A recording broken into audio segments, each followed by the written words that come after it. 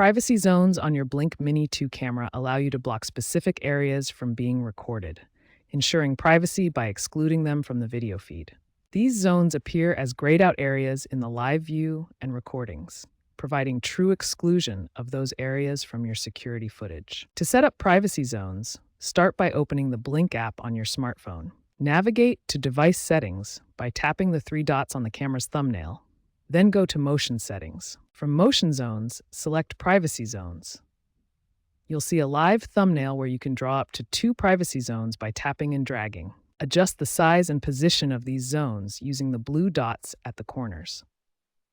Once you're satisfied with the placement, save your settings to activate the privacy zones. Understanding the difference between privacy zones and activity zones is crucial for proper camera setup. Privacy zones completely block recording in selected areas, while activity zones still record but only send notifications for motion within those zones. If you're experiencing false alerts or missed detections, adjusting motion sensitivity is your first troubleshooting step. The Blink app allows you to fine-tune sensitivity levels from 1 to 9. Some users have reported that motion zones do not work properly on the Blink Mini 2 camera.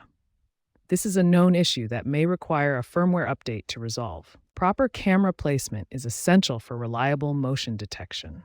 Avoid placing cameras behind glass or windows, near reflective surfaces, or in areas with high contrast lighting. An important limitation to remember is that privacy zones cannot be edited once created.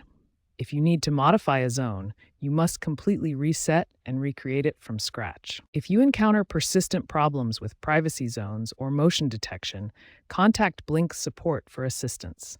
Also, check regularly for firmware updates that may resolve known issues.